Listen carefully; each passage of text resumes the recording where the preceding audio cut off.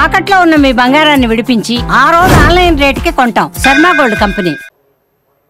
పేడ్ ఆర్టిస్టులను తెచ్చి పార్టీ ఆఫీసులో పెట్టి వాటిని రికార్డ్ చేసి సోషల్ మీడియాలో పెడితే వాళ్ళ మీద పోలీసులు కేసు కడితే మీకు దుఃఖం వస్తుంది. అసలు ఈ భాష ఆ సోషల్ మీడియాలో పెట్టినట్టు ఒకసారి చూడండి అధ్యక్ష. 2014-15లో కొత్తగా ఎమ్మెల్యేలు ప్రమాణ స్వీకారం చేసినప్పుడు TV9లో ABNలో ఏదో వెటకారంగా ఒక చిన్న సన్నివేశాన్ని వేస్తే వాటిని సంవత్సరం పైన ఈ రాష్ట్రంలో బ్యాన్ చేసిండు అధ్యక్ష. రవి ప్రకాశం జైల్లో పెట్టాను, కృష్ణ మాదిగన్ జైల్లో పెట్టాను, చాలామంది జర్నలిస్టులు. ఇవాళ జైలుకు పోయిన అమ్మాయి కూడా SC/ST కేసులు ఆ రోజు ఎస్సీలను అవమానించింది, జైలుకు పోయి వచ్చిన అమ్మాయి.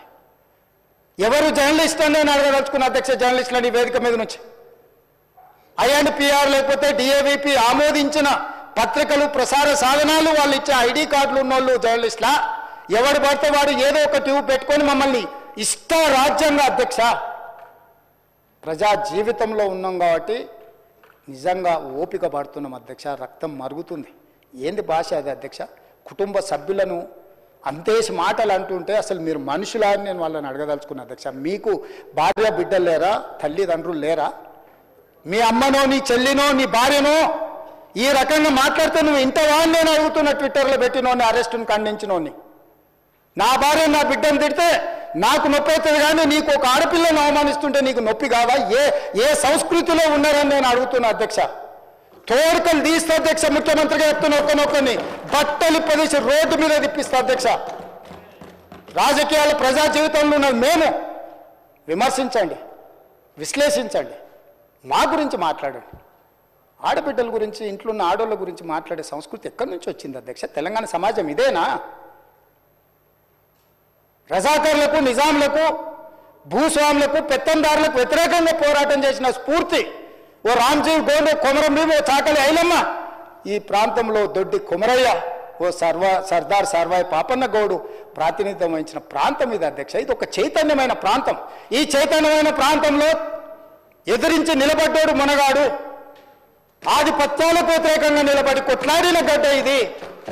ఈ సంస్కృతిని మొత్తం సర్వనాశనం చేసి ఒక విష సంస్కృతిని నోటికొచ్చింది మాట్లాడి వాటిని పోస్టు చేయించి ఏం పైశాచిక ఆనందం అని నేను అడుగుతున్నా అధ్యక్ష. వాళ్ళు తిట్టిన తిట్లకు నా పేరు తీసి మీ పేరు రాసుకోండి. ఆడ మీకు అన్నం తినబుద్ధి అవుతుందేమో నేను చూస్తా. తెలంగాణ రాష్ట్ర ముఖ్యమంత్రి అయితే బలహీనం అయిపోయినట్ట అధ్యక్ష? అట్లా అనుకుంటుర్రా? ఓపిక పట్టిన అధ్యక్ష, నేను మర్యాదకుంటున్నా. మీకు ఎంతమంది ఉన్నారో తెలియదు. నాకు చికాకు వచ్చిందని తెలిస్తే లక్షలాది మంది పిల్లలు రోడ్డు మీదకి వచ్చి బట్టలు తీసుకొడతారు అధ్యక్ష ఒక్కడినొక్కడిని. నేను వద్దంటున్నా కాబట్టి, చట్టాన్ని గౌరవిస్తా కాబట్టి, చట్టాల పట్ల, శాసనాల పట్ల, ఈ భారత రాజ్యాంగం పట్ల మాకు సంపూర్ణమైన విశ్వాసం, నమ్మకం ఉంది కాబట్టి ఏమనుకుంటూ ఊరుకుంటున్నాం అధ్యక్ష. అది మా చేతగాని తనం కాదు. చంద్రశేఖరరావు గారు నీ పిల్లలకు చెప్పు, ఇది మంచిది కాదు, నువ్వు అనుకుంటున్నావేమో ఇట్లా ఏదో చేస్తే మానసికంగా కుంగదీసి దెబ్బతీసి రాజకీయంగా ప్రయోజనం పొందుదామని నువ్వేమైనా కలలుగా అంటే నువ్వు అనుకుంటున్నావేమో. అట్లా కుదరదు చంద్రశేఖరరావు. నేను చెప్పదలుచుకున్నా, హద్దు దాటితే, మాట జారితే దాని ఫలితం ఎట్లుంటుందో అనుభవిస్తారని నేను చెప్పదలుచుకున్నా అధ్యక్ష. పదవి ఎంతకాలం ఉంటుందని కాదు, ఎట్లా ఉన్నామనేదాన్ని నేను లెక్కగడతా అధ్యక్ష. ఆత్మగౌరవం చంపుకొని పదవి కోసం లాలూచిపడి దిగజారే రాజకీయాలు నేను చేయను అధ్యక్ష.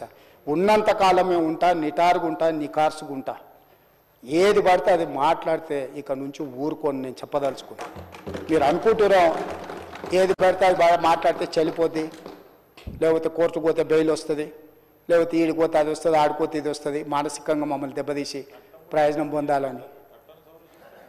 అవసరమైతే చట్టాన్ని సవరించే పని అని చేస్తాం. ఏం భాష అధ్యక్ష? ఒకసారి మీరు చూడండి అధ్యక్ష. ఆడపిల్లలు ఆ రకమైన భాషను వాడి ఆడపిల్లలే వాళ్ళ ప్లాట్ఫామ్లలో పోస్టింగ్ చేస్తే ఇది మంచిదా అధ్యక్ష? ఏం సాంప్రదాయం? తెలంగాణలో ఇట్లాంటి సాంప్రదాయం ఎప్పుడైనా ఉందా అధ్యక్ష? తెలంగాణ ఉద్యమ సందర్భంలో కూడా అంత పెద్ద ఎత్తున భావోద్వేగాలు ఉన్నప్పుడు కూడా ఇలాంటి భాషా ప్రయోగం జరగలేదు అధ్యక్ష. ఇదెక్కడి వింత పోకడలు, పైశాచిక ఆనందం అధ్యక్ష? వీటిని క్షమించే సమస్యనే లేదు అధ్యక్ష. నేను స్పష్టంగా చెప్పదలుచుకున్నా. చంద్రశేఖరరావు గారు వినండి, మీ పిల్లలకు బుద్ధి చెప్పండి. ఇలాంటి సాంప్రదాయం, సంస్కృతి భవిష్యత్ తరాలకు ఇవ్వదలుచుకోలేదు. దీన్ని ఇక్కడనే పాతరేయదలుచుకున్నా. ఉప్పు పాతరేస్తే ఇట్లాంటి సంస్కృతిని మీరు ప్రోత్సహిస్తే ఎవరిని వదలను. ప్రజాస్వామ్యయుతంగా ప్రతిపక్షంగా మీరు మాట్లాడండి, చెప్పండి, విమర్శించండి. దాన్ని సరిదిద్దుకోవడానికి మా ప్రభుత్వం సిద్ధంగా ఉంది, గౌరవిస్తాం. భారతీయ జనతా పార్టీ కూడా మా ప్రతిపక్ష పార్టీ. వాళ్ళ కేంద్రంలో అధికారంలో ఉండరు, ఆ అధికారాన్ని మన రాష్ట్రానికి ఉపయోగించేదానికి చేస్తున్నాం. అందుకే అధ్యక్ష, తమరు కూడా అక్కడి నుంచి ఆదేశాలు ఇవ్వండి. దీని మీద చర్చ జరగాలి. మీడియా మిత్రులకు కూడా నేను అడుగుతున్నా, మీ సంఘాలు ఏవైతున్నాయో సంఘాల నాయకులను కూడా అడుగుతున్నా, ఎవరో జర్నలిస్టులు లిస్ట్ ఇవ్వండి. జర్నలిస్ట్ అనే పదానికి డెఫినేషన్ ఏందో ఇవ్వండి, ఆ లిస్ట్ ఇవ్వండి. ఆ లిస్టులో ఉన్నోళ్ళు ఇట్లా తప్పు చేస్తే ఏం శిక్షిస్తారో మీరు నిర్ణయించండి. ఆ లిస్టులో లేనోడు జర్నలిస్ట్ కాడు, జర్నలిస్ట్ కానోడిని క్రిమినల్ కిందనే చూస్తాము. ఆ క్రిమినల్స్ని ఎట్లా జవాబు చెప్పాలనో గట్లనే చెప్తాం. ముసుగేసుకొని వస్తే ముసుగు ఊడవికి బట్టలు గుడ్డలు ఊడదీసి కొడతా అని చెప్తున్నా. నేను తమాషా చేయొద్దు. నేను కూడా మనిషిని, నాకు చీమునెత్తురు ఉంది. అన్నిటికీ బరాయించుకుంటే తప్పులని అన్నిటిని మోసుకుంటే ఏదో కుర్చీలు ఉన్నా కాబట్టి ఊరుకుంటా అని ఏమన్నా ఏషాలు వేయదలుచుకోరాం. అన్ని చట్టపరంగానే చేస్తా. చట్టాన్ని పరిధి నేను దాటను. ప్రతిదానికి ఒక శిక్ష, ఒక విధానం ఉంది. ఏది కూడా పరిధి దాటను, ఎందుకంటే నేను ముఖ్యమంత్రిని. చట్ట పరిధిలోనే అన్ని శిక్షలు ఉంటాయి. జర్నలిస్టులకు కూడా నా సూచన, ఎవరు జర్నలిస్ట్ వాళ్ళ గుర్తింపు కార్డు ఏందో మీరు నిర్ణయించండి. అది ఏదో ఏ లైన్ మీరు చెప్తారో చెప్పండి, వాళ్ళని మినహాయిస్తాము. మిగతా వాళ్ళు మాట్లాడేదాన్ని విశ్లేషిస్తాము. వాళ్ళందరి గురించి చర్చ చేద్దాం. అవసరం అనుకుంటే తమరు అనుమతిస్తే నాకు ఒక రోజు దాని మీద చర్చ పెట్టాలని ఉంది సభలో అధ్యక్ష. సభా నాయకుడిగా నా రిక్వెస్ట్ మీకు ఒకటే, ఈ విశృంఖలత్వాన్ని ఆపాలి.